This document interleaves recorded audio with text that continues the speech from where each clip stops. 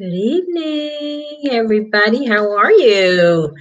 Today's Wednesday, hump day, and it's another beautiful day in Florida. I did not work outside today, but I went out on my patio just for a little while just to breathe in the beautiful air and the sunshine and all of that. And so I haven't really been outside today, but it was still gorgeous. Still gorgeous. Okay, last night uh, we talked about. Oh, first of all, we're still reviewing this book, A Year of Positive Thinking: Daily Inspiration, Courage, and Wisdom by Cindy Spiegel. Okay, so last night we talked about you don't have to carry it. You don't have to carry around your burdens. You don't have to carry around the hurt, the pain, all that stuff that we try to carry around. There was an analogy there of a woman talking about with some colleagues. If I carried this glass of water for a day, what would happen? If I carried this glass of water for a week, what would happen?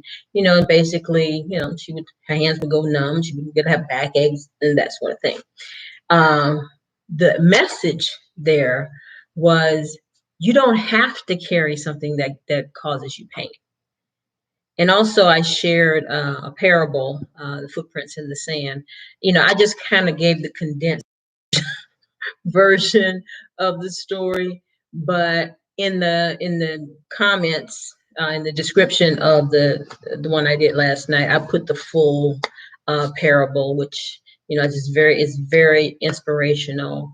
If you're the type of person that just believes that God is with you when things are not going well, and when things are going well, then you will really enjoy that story. So tonight, the topic is not long.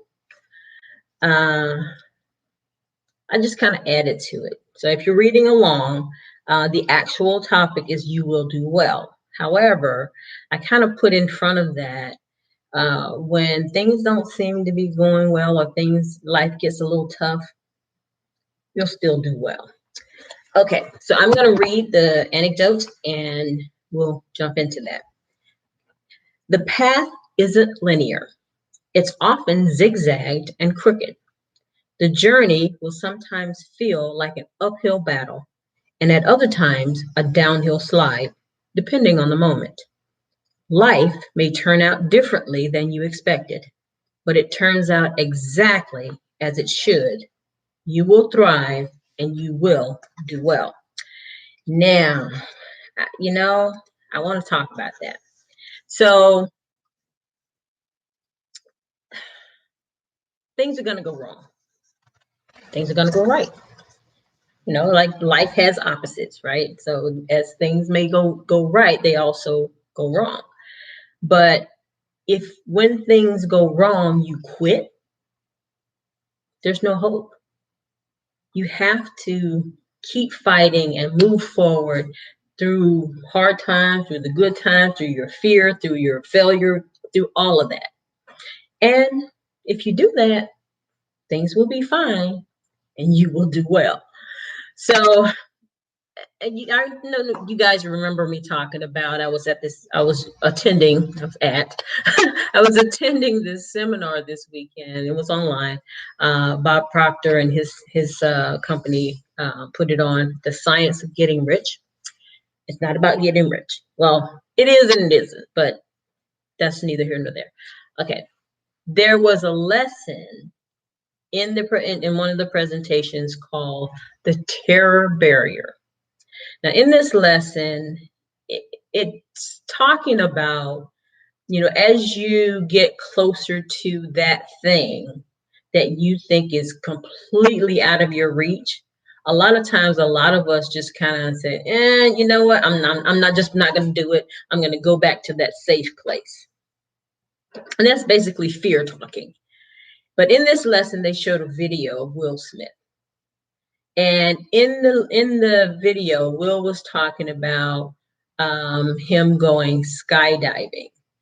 And he said, he and his friends were out drinking, and while they were drinking, they all were like, "Oh, let's go skydiving tomorrow." And he was like, "Yeah, yeah, let's go skydiving tomorrow." But everybody was drunk. So he thought, "Oh, well, maybe they won't remember tomorrow. Maybe, everybody will get up and they'll say, 'Oh, no, we didn't really mean that.'" But he said he was terrified all night and couldn't enjoy his breakfast in the morning because he was terrified all morning. And he was terrified right up to the point where he got on the plane and up to the point where they opened the door and he was getting ready to jump out of the plane. Um, then though, because the trainer or the person that he's hooked up to, they'll say, "Okay, we're gonna jump on 3," but they don't go to 3. They jump on 2 because they don't to not give you a chance to back out, kind of thing. So he said what happened was, though, when he jumped out of the plane, it was the most fantastic experience he had ever had. But he had been terrified like that whole time. He ruined his night, he ruined his morning, terrified of something that turned out was the best thing that ever happened to him. So another thing he said was, though, a quote, I don't know whether he originated it or what, but he said, "At the point of maximum danger is the point of minimum fear." And then he went on to say, and this is what I really, really like. God placed the best things in life on the other side of terror or on the other side of fear. And that's what that terror barrier thing was all about. If you break through all of that, you're going to do well. You will get up every time you fall down. If you just break through that fear and that terror of things that are not really in evidence, right? So, because we tend to make up stories in our head. Oh, this is going to happen. Oh, Lord, this might happen. This might. Well, it might, but do you have any evidence that it will? Then if you don't, why are you making up the stories in your head? It might get to the point where the best thing that ever happened to you. Because I had a similar experience. So I always thought myself afraid of heights. I guess I still have a slight fear of heights, but I went on a trip, and the trip was facing my fears. That's what I named the trip. I'm going on this trip. I'm going to do all these things that I said I was afraid of. So I don't like enclosed spaces where I can't get out. So I got in a submarine, went down to the bottom of the ocean. Pretty much couldn't get out because, you're at the bottom of the ocean. But I faced it and I jumped through that terror barrier and I says, you know what, this is actually pretty cool. You see all the fish, the ocean is just lit up as if somebody's got a light on down there. And it really wasn't. It's just the way it is down in the ocean. It was just beautiful. So I got out of that and I was like, okay, phew, great. So the next port of call, I signed up to go zip lining. And if you know anything about zip lining, it's like these cables up in these tall trees way up above the ground. And I signed up for that. So needless to say, as I was getting harnessed and, getting all the gear on, I was terrified. I mean, my knees were shaking so bad. I thought, oh my God, I'm not going to make it. I'm just not going to make it up here because I'm going to fall down. And I was making up those stories in my head. Okay, this is going to happen. This thing is going to break and I'm going to fall down and it's just going on and on and on. But I went ahead. I kept going. I said, I'm going to do this because this is my facing my fears trip. And I walked up to the platform. I climbed. You had to climb the stairs to get up there, and there's other people ahead of me. So I had a chance to back out, but I didn't. I got up there, and I would say like the first zip, because there were 13 of them. And they explained to us that if you get to zip number 5 and you just want to quit, there's an exit on zip number 5, but you have to get to zip number 5 in order to quit once you go to cross the first one. So I'm thinking to myself, maybe I should go now.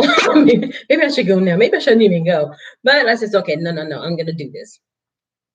And I went, and I could feel the breeze on my face, but I had my eyes closed.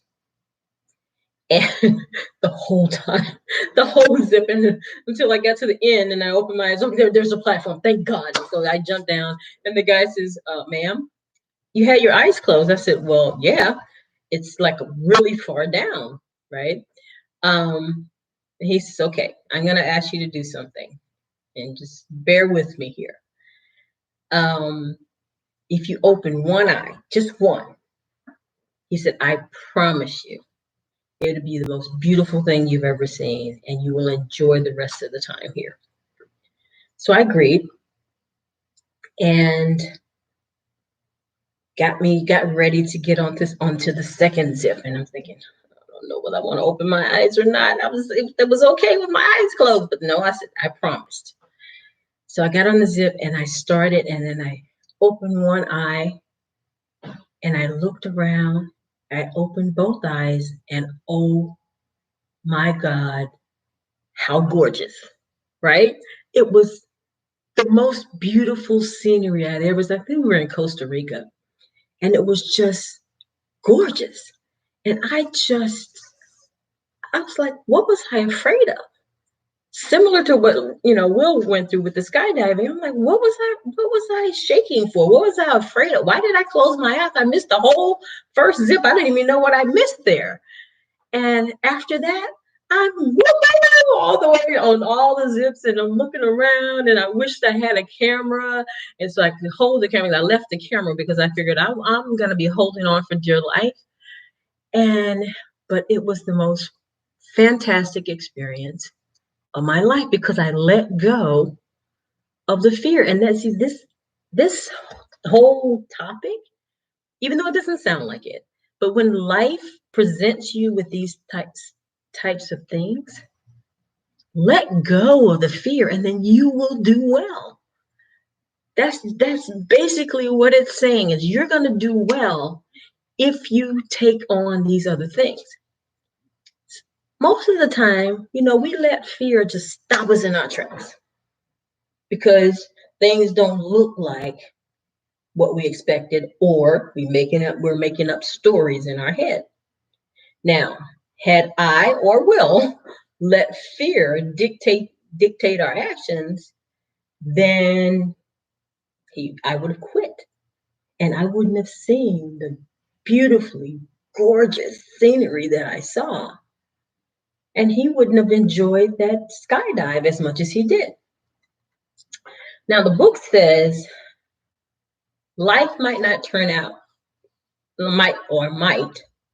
differently than what you expected, but it always turns out as it should.